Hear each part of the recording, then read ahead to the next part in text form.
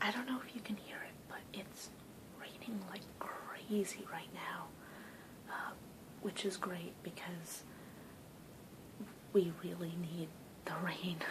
Where I live, it's pretty dry and kind of in a drought, so it's a good thing that it's raining, especially so late at night. I'd kind of rather it be raining this crazy late at night when most people are asleep, rather than during the day when people are out and driving around and getting into accidents. But anyway, before I begin, I want to mention something that I may or may not have mentioned in my last video. But lately, I have been using this website called 7 Cups of Tea. And it's basically a website where you go on as either a listener or a talker, I guess. Basically, anyone who, you have a problem you're working through, you need to vent to someone. It's not for advice, because listeners just listen and ask questions. We are not qualified to give advice. But the point is to be paired with a listener and the listeners go through trainings of active listening, the types of questions that you should be asking people, so they're not just random people. But you can either make an account, or you can, if you want to just talk to someone, you can go on as anonymous, but just go on and talk. And it's something that I highly recommend, whether, if you are interested in therapy as a profession, to go on as a listener, or, there are people on there who are getting internship credit, or practicum credit for those in grad school, through working through this program, which is great. And for people who may feel like they need someone to talk to, that is also a great thing. So I've added a little link to that on my main YouTube page, so you guys can check that out. But I will probably add a link to the description below in this video as well.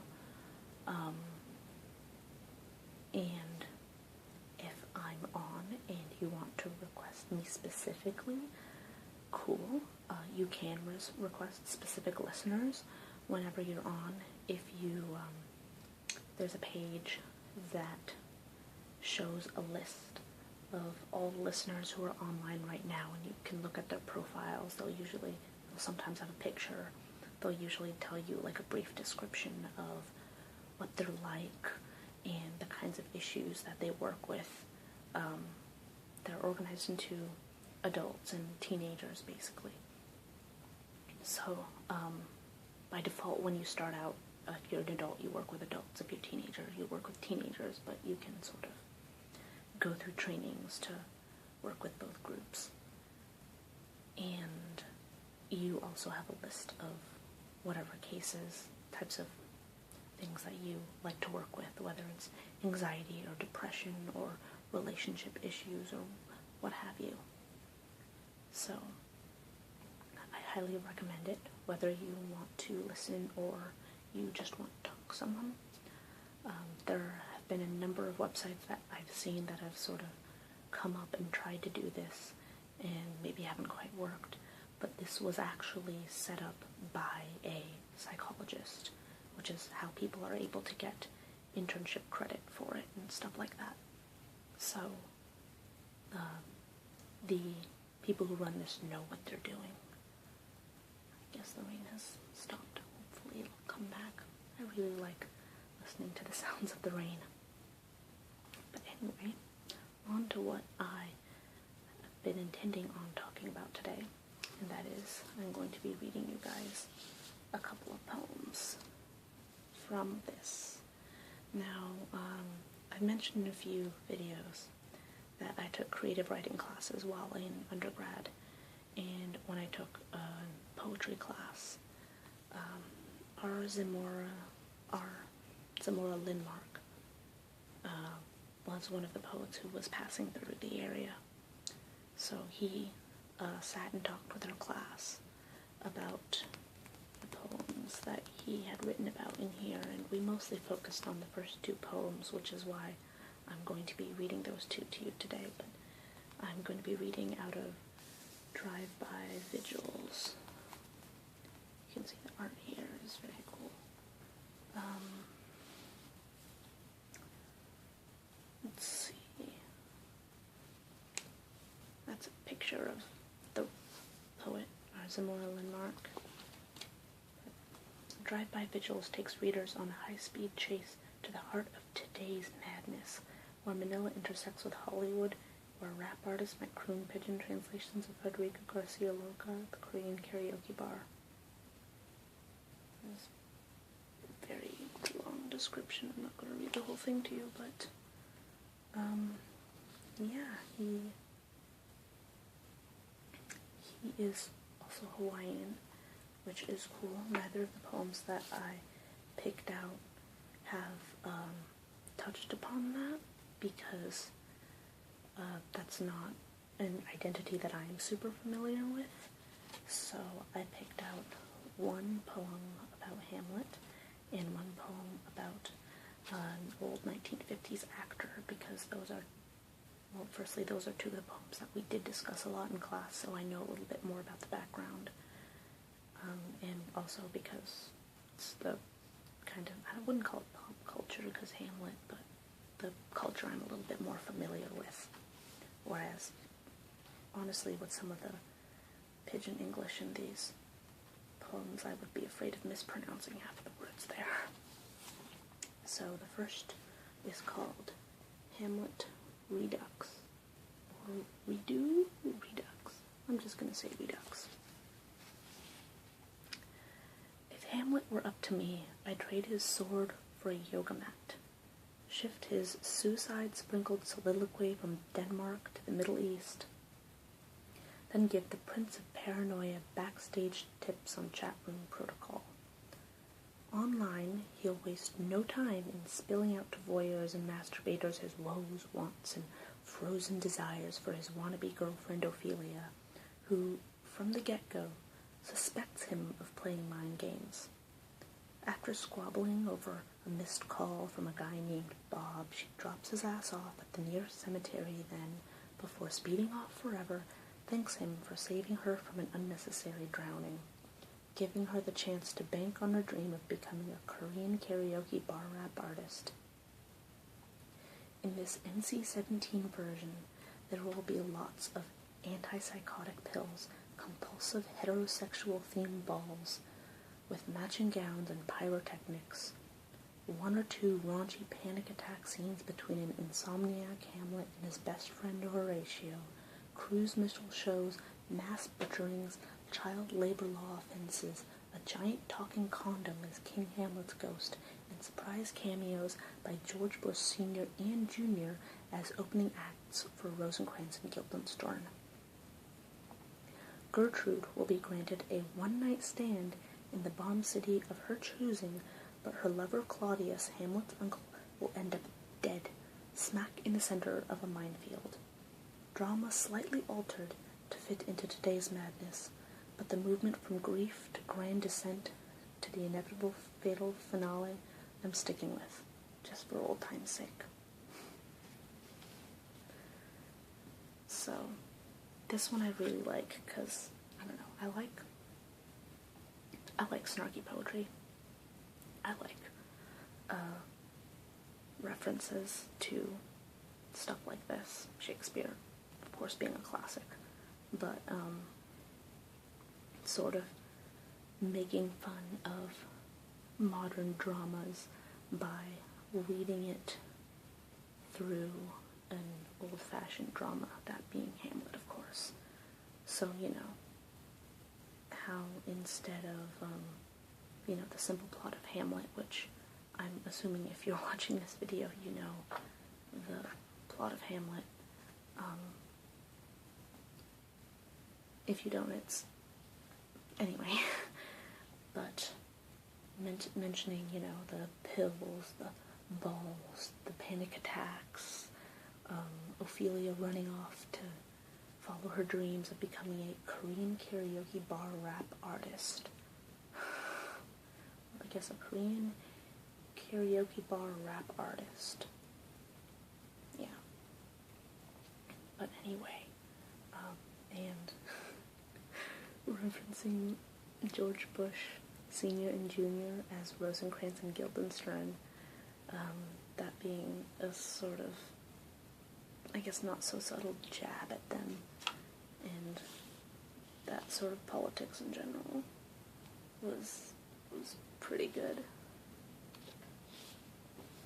The next poem I have more detail on. It's called 12 Short Takes on Montgomery Clift. And Montgomery Clift was an actor in the, I'm going to say, 50s and 60s.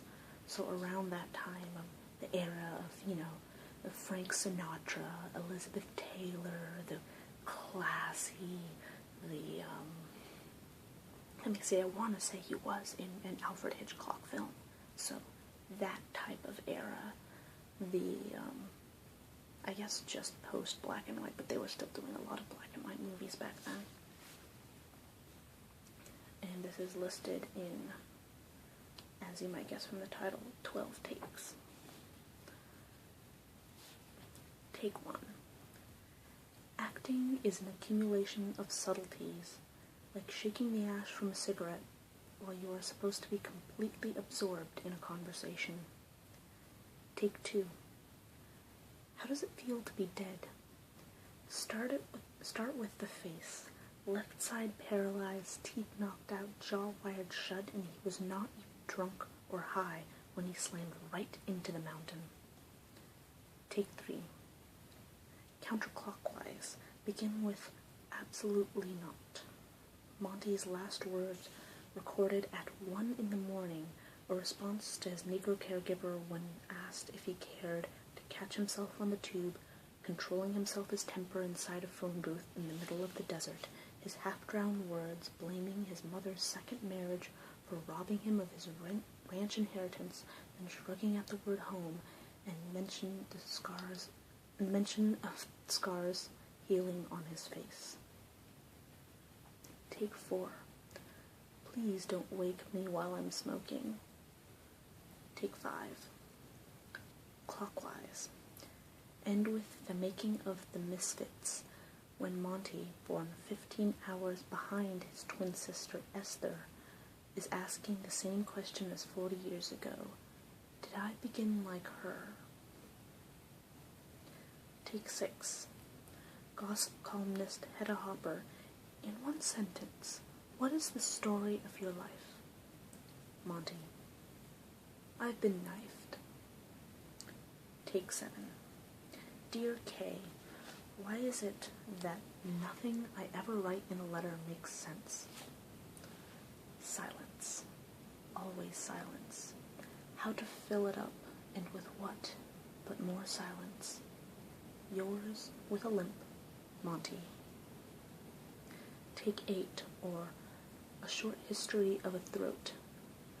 Before Monty turned 10, he'd crossed the Atlantic enough times to forget chewing gum in the World Series. Once, aboard the Isle of France, a boy tried to drown him in the pool. This left him with a busted gland and a scar on his neck, unlike the ones children get from the throat of printemps. From a window above 125 Rue Street, Michel, he studied culture and other nuances. By 19, he had had enough of Proust's Madeleines and Thomas Mann's Death in Deutsch. Take 9. Observe death in Latin.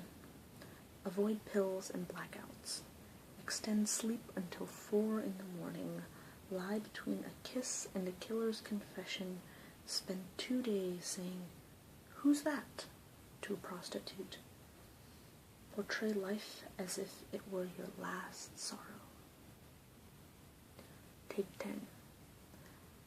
After one take, a last meal, goose liver sandwich.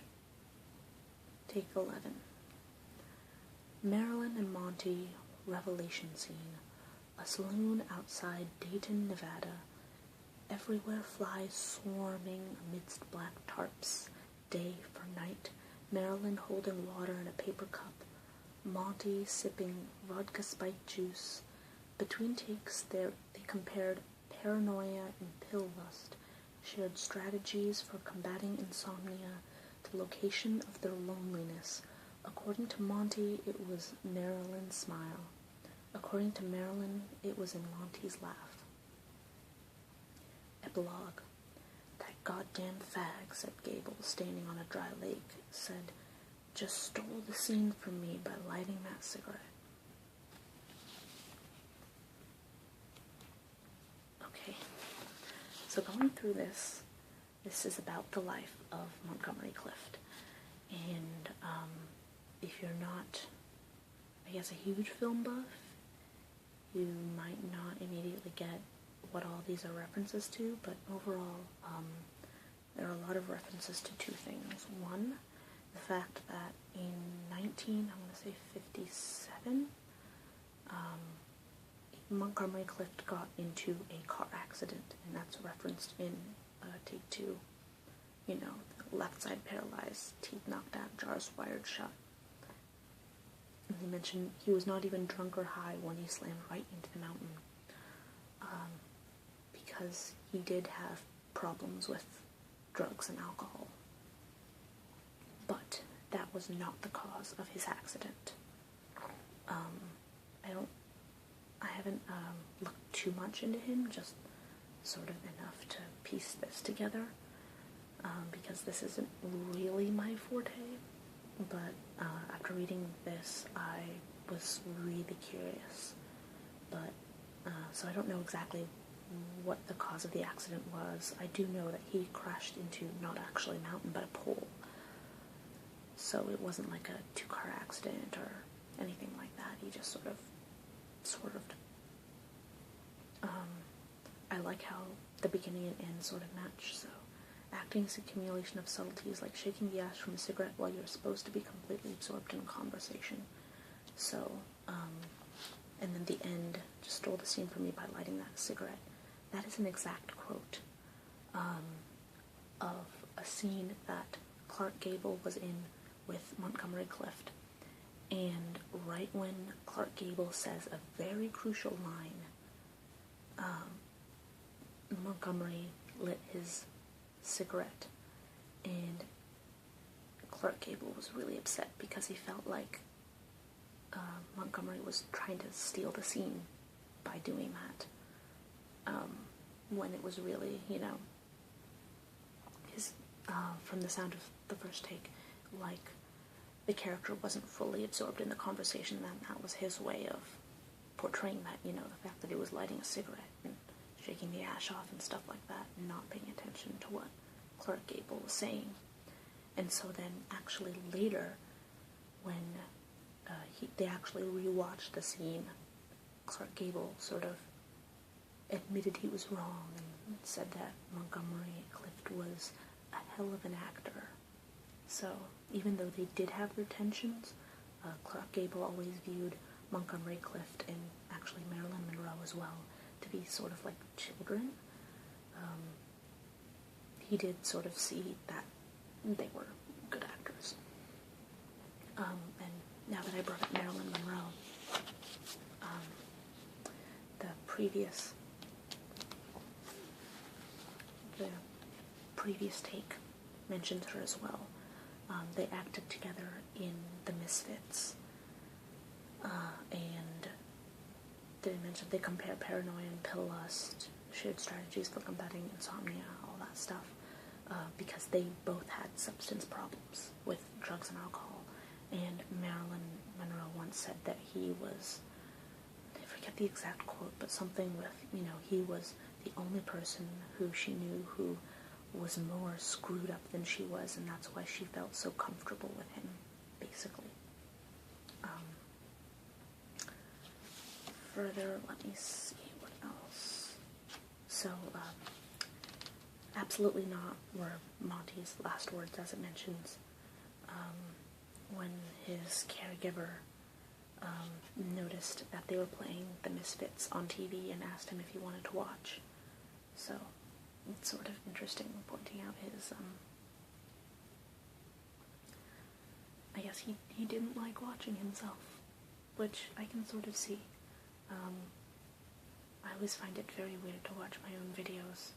I know that's something that people who make any sort of content get asked a lot, but I can definitely see why Montgomery Clift didn't want to watch his own movies, because after, editing and, sometimes annotating and doing stuff with my own videos, it's so weird to watch myself.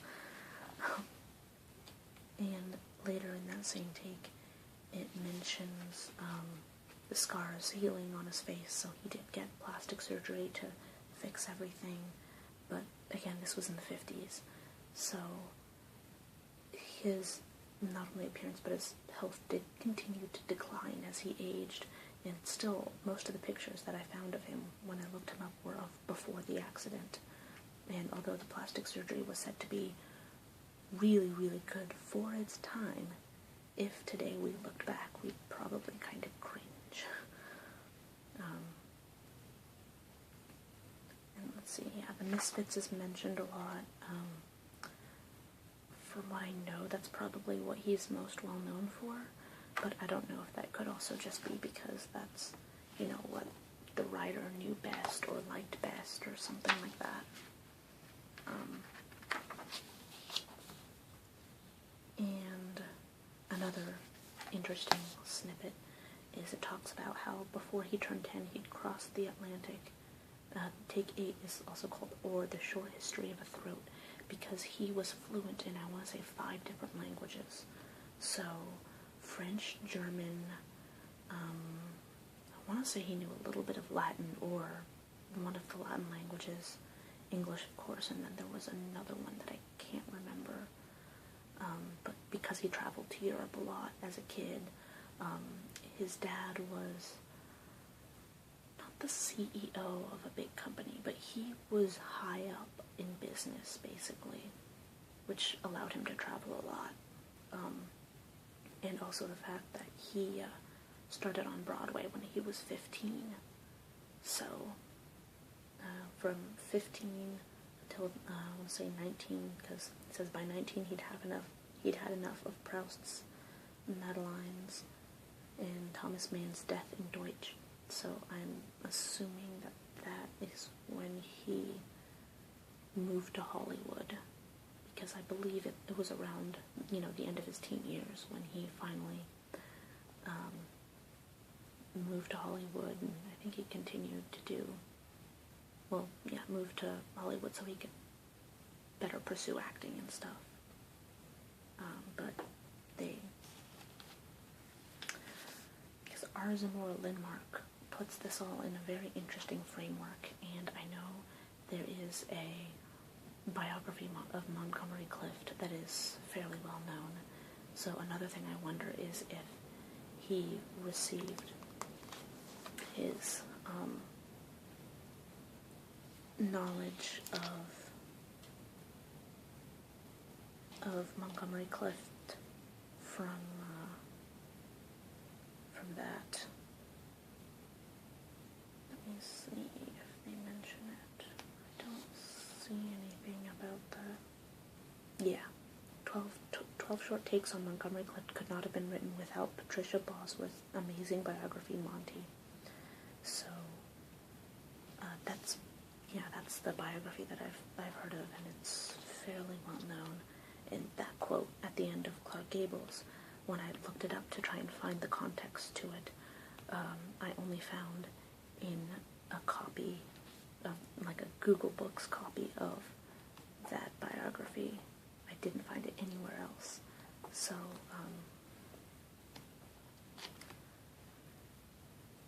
I guess he read that book, really liked it, and wrote a poem off of it, which I can kind of understand. The assignment we were given after reading these poems was the assignment to, I think it was either do like Hamlet Redux and sort of look at an old story and make it new, or to write a poem on the biography of someone. And I did, for that class, which I've already done in another video, but I did my poem on Ted Bundy, which I remember being very popular in that class because a lot of biographies, especially, poetically, don't really show you much new about the character. And like in this case, if you had already read the biography, you wouldn't really be seeing anything new. It would be interesting in the way that he sort of portrayed Monty, crossing the Atlantic enough times to forget chewing gum in the World Series before he's 10, and then by 19 deciding he'd had enough of Proust, Madelines, and Thomas Mann's Death in Deutsch. So sort of, I guess, trying to escape American culture at a young age, and then finally deciding that he's done with it when he moved back to Hollywood. So little things like that are make it a very interesting portrayal. But let's see. But yeah, mine was just the poem on Ted Bundy, which I think a lot of the people in this class just kind of focused on the factual biography and making it sound nice and poetic. And I remember getting a lot of credit for writing a poem about someone who was not a role model, someone who I would not want you to look up to, unlike, a famous actor or a celebrated figure. But then taking that, serial killer Ted Bundy and making it so that you kind of felt for him a little bit, which is something that I kind of seek to do a little bit more in my poetry. But, yeah, there are a lot of interesting poems in here. Let's see, I can't read any more poems, I'm already running out of time, but let's see, 12 Days of Christmas Hawaiian Style, How to Get Anderson Cooper to Take Notice, Googling After Being Attacked by the Heart of America. Let's see, Irregardless of My Feelings, Federico Garcia Lorca, To Be Sung in Pidgin English, Chronicle of a Virginity Foretold, Some Kind of Wonderful, A True Account of Talking to a Coqui Frog at Reed Island, Hilo. So, a lot of really interesting stuff. Again, a little bit different from the classical poetry and slam poetry that I've read before, but he puts words together in a really interesting way, and particularly if you guys have any interest in, the Hawaiian sort of islander type of culture and stuff like that, and not like, touristy Hawaiian shirt type culture, but actual Hawaiian people and their stories and pidgin English and the food and that kind of culture. Not too many islander poets out there, but he's a really good one. So, there you go. Tell me what you guys think of this. I know that I tend to get a lot more of a response from well-known poetry, classic poetry, stuff like that, but I do feel like every once in a while I want to mix it up and support, modern, I don't want to say struggling poets, but let's be real, people don't listen to or pay attention to modern poetry the way people pay attention to cinema or music or something like that. There's a lot of good stuff out there, and it just kind of gets cast aside. So I do try to support currently touring and active poets when I can. So, there you go. Hope you guys like that, and I hope it keeps raining like this. And I will see you guys next time.